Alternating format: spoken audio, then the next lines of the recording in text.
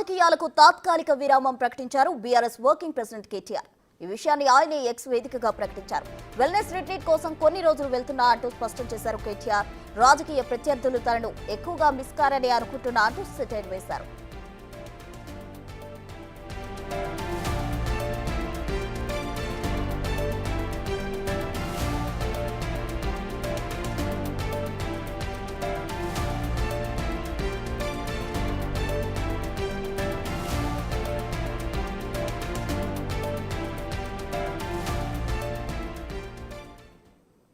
BRS working president KTR రాజకీయాలకు తాత్కాలిక విరామం ప్రకటించారు. దీనికి సంబంధించి తాజా డీటెయిల్స్ మా ఇన్పుట్ పవన్ అందించేందుకు సిద్ధంగా ఉన్నారు. పవన్ చెప్పండి, అయితే ఎందుకు ఇంత సడన్ గా కేటీఆర్ ఇటువంటి డెసిషన్ తీసుకున్నారు? పూర్తి డీటెయిల్స్ ఏంటి?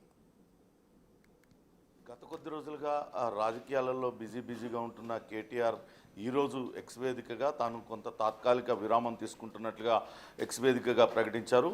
ఆఫ్ టు వెల్నెస్ ట్రీట్మెంట్, అట్లనే నా ప్రత్యర్థులు నన్ను మిస్ కారని భావిస్తున్నానంటూ ఆయన ఎక్స్ వేదికగా చమత్కరించారు. వాస్తవానికి గత కొద్ది రోజులుగా రాష్ట్రంలో జరుగుతున్న రాజకీయ పరిణామాలపై స్పందిస్తూ అనేక కార్యక్రమాలలో కేటీఆర్ పాల్గొంటూ ఉన్నారు. ఇప్పుడు అకస్మాత్తుగా ఆయన విరామం ప్రకటించడం పైన అటు బీఆర్ఎస్ కార్యకర్తల్లో ఒక్కసారిగా విస్మయం వ్యక్తం అవుతుంది. అయితే అటు కేటీఆర్ సన్నిహితులు మాత్రం ఆయన ట్రీట్మెంట్ కోసమే అటు కేరళ వెళ్తున్నారు అంటూ చెప్తున్నారు. ఆయనకు కొంతకాలంగా బిజీగా ఉండడంతో, అలానే ఆయనకు డయాబెటీస్ ఇవన్నీ ఉండడంతో ఆయన రాజకీయాలకు కొద్ది రోజులు విరామం ప్రకటించి కేరళలో ట్రీట్మెంట్ తీసుకుంటారంటూ చెప్తున్నారు. ఇటీవల జరిగిన వరుస ఘటనలపైన కూడా కొంత అసహనంగా కేటీఆర్ ఉన్నారు. అందుకే ఆయన తాత్కాలిక విరామం ప్రకటించారనే చర్చ కూడా కొనసాగుతుంది. ఇటీవల దిలావర్పూర్ ఘటన పైన పెద్ద ఎత్తున రాజకీయ రాద్ధాంతం చేయడానికి ప్రయత్నించారు. అక్కడున్న ప్రజలందరినీ కూడా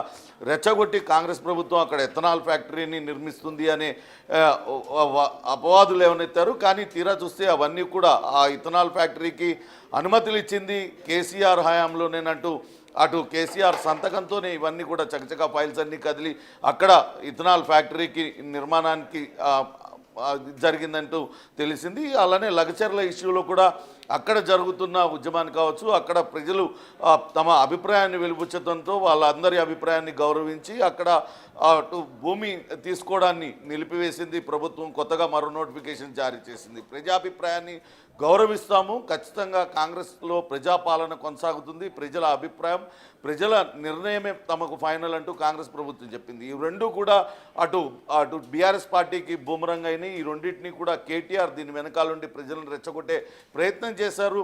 స్వయంగా లగచర్లలోనైతే బీఆర్ఎస్ వర్కింగ్ ప్రెసిడెంట్ కేటీఆర్ఏ కర్త అంటూ అటు స్వయంగా నరేందర్ రెడ్డి కావచ్చు, అక్కడ ప్రధాన నిందితుడు అరెస్ట్ అయిన సురేష్ వీళ్ళందరూ కూడా చెప్తూ వచ్చారు. అటు లగచర్ల విషయంలో కూడా కేటీఆర్ కొంతవరకు బ్లేమ్ అయిన పరిస్థితి ఉంది. దీంతోనే ఆయన కొంత అసహనానికి గురై విరామం ప్రకటించారనే చర్చ ఒక పక్క కొనసాగుతుంది. కానీ కేటీఆర్ సన్నిహితులు మాత్రం ఆయన ప్రకృతి వైద్యం కోసమే కేరళ వెళ్తున్నారు, అక్కడ వారం రోజుల పాటు ప్రకృతి వైద్యం చేయించుకొని తిరిగి వస్తారంటూ చెప్తూ ఉన్నారు. పవన్, మరోవైపు KTR hope my political opponents won't miss me too much అన్నారు. అంటే ఎందుకు ఆ మాటలను ఏ విధంగా చూడాలంటారు? అంటే సెటైరికల్ గా మాట్లాడారు కదా. గత కొద్ది కాలంగా అటు ప్రభుత్వం పైన విమర్శలను ఎక్కుపెట్టారు. ప్రభుత్వం చేస్తున్న ప్రతి కార్యక్రమాన్ని పైన ఆయన విమర్శలు చేస్తూ పెద్ద ఎత్తున రాజకీయంగా దాన్ని ప్రజల్లోకి తీసుకువెళ్లే ప్రయత్నం చేస్తున్నారు. ఇట్లా ప్రజా వ్యతిరేక పనులకు కాంగ్రెస్ పార్టీ పాల్పడుతుందంటూ ప్రతిదాన్ని కూడా రాజకీయంగా ఆయన ముందుకు తీసుకెళ్తూ ఉన్నారు. కానీ ఇప్పుడు విరామం ప్రకటించడంతో తన రాజకీయ ప్రత్యర్థులు మిస్ అవుతారంటూ ఆయన అందులో చమత్కరించారు. అయితే ప్రస్తుతం ఆయన పెట్టిన ట్వీట్ సోషల్ మీడియాలో వైరల్గా మారింది. అటు బీఆర్ఎస్ కేటీఆర్ అభిమానులు మాత్రం మీరు తాత్కాలిక విరామం ప్రకటించినా మేము సోషల్ మీడియాలో యుద్ధం చేస్తామంటూ కొంతమంది చెప్తూ ఉన్నారు. ఇక కాంగ్రెస్ అభిమానులు రేవంత్ అభిమానులు మాత్రం వచ్చే నెల 9వ తారీఖు నుంచి అసెంబ్లీ ప్రారంభం కాబోతుంది. అక్కడ అసెంబ్లీ సమావేశాల్లో ఎదుర్కోలేకనే వాళ్ళ ఇటీవల చేసిన వరుస కార్యక్రమాలన్నీ వాళ్ళకి ఎదురు దెబ్బ తగిలాయి.